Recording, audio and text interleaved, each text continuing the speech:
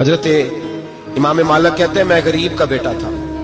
अक्सर दीन पढ़ने वाले गरीबों के बेटे होते हैं। अमीरों के बच्चे FSC पढ़ते हैं, BSc पढ़ते हैं, टेक्नोलॉजी पढ़ते हैं। गरीबों के बच्चे दीन पढ़ते हैं और फिर अमीरों को मिंबरियां मिलती हैं। गरीबों के बच्चों को अल्लाह मिंबर अता फरमाता है, मुसल्ला रसूल अल्लाह देता है। हजरत सैयदना इमाम अबू मालिक फरमाते हैं मैं गरीब का बेटा था और मेरी 6-7 बहनें, मैं अकेला भाई था। आप फरमाते हैं मेरे अब्बा जी फौत हो गए। मेरी अम्मी पकड़ के मुझे एक धोबी की दुकान पे ले गई, कहने लगी इसे कपड़े धोने का तरीका बता दे, सलीका समझा दे, ये भी एक छोटी सी लॉन्ड्री की दुकान खोल लेगा, मेरी बेटियों का पेट पालेगा। धोबी कहने लगा ठीक है, मैं 2-3 दिरहम भी दूंगा महीने के, और जब काम सीख देगा तो तनख्वाह बढ़ जाएगी। इमाम अबू मालिक रहमतुल्लाह अलैह फरमाते हैं मैं बहनों के लिए रोजी कमाने निकला, मैं बेवा माँ के सर पे बोझ उतारने के लिए निकला, मैं गुर्बत के आलम में निकला। रस्ते में इमाम आजम का मदरसा था। फरमाते मैं वहां चमकते चेहरे देखता, लेकिन अपनी गुर्बत को देख के मैं आगे बढ़ जाता, परेशान होता कि मैं कैसे इल्म हासिल करूंगा। आप फरमाते इमाम साहब मुझे अक्सर देखते। एक दिन इमाम आजम बाहर निकले, मुझे खड़े हुए देखा तो करीब बुलाया, सीने से लगाया, माथा चूमा, क्या नाम है? मैंने कहा अबू मालिक मेरा नाम है। कहा तुम्हें पढ़ने का शौक है? कहा बड़ा शौक है। कहने लगे चल आ जा पढ़ा कर, आ जा मदरसे में पढ़ा कर। कहते मैं सारा दिन वहां पढ़ता, घर से काम करने आता, सारा दिन इमाम आजम के पास पढ़ता रहता। महीना आया तो मेरी अम्मा कहने लगी तनख्वाह लाओ। मैंने कहा अम्मी जी तनख्वाह तो वो देगा जो ड्यूटी पे जाता हो, मैं तो पढ़ने जाता हूँ। कहते अम्मा घर से निकली और बड़े गुस्से के साथ निकली, कहने लगी मौलवी ने मेरा बच्चा खराब कर दिया, मेरा बच्चा खराब कर दिया।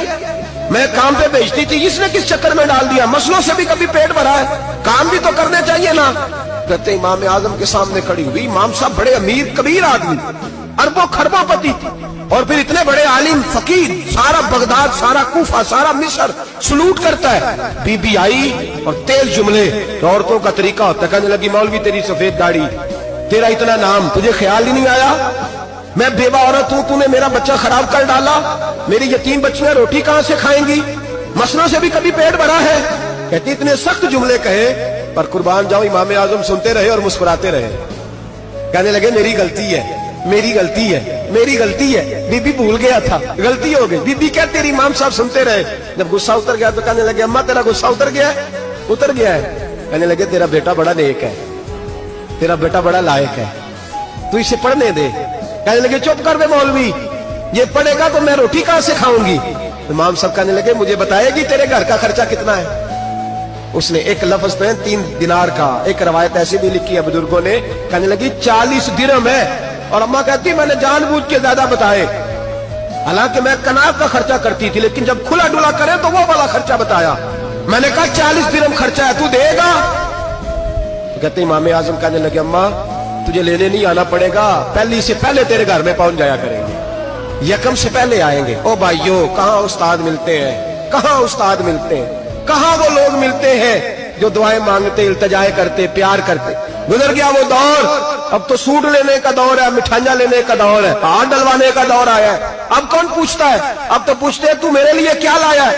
हजरत सैयदना इमाम आजम अबू हनीफा रहमतुल्लाह अलैह 1 दिन नहीं, 2 दिन नहीं, 4 दिन नहीं, 5 महीने नहीं, 20 साल तक, कहना आसान, बोलना आसान, सुनना आसान, 20 साल तक इमाम अबू मालिक के घर में खर्चा देते रहे, वो पढ़ते रहे।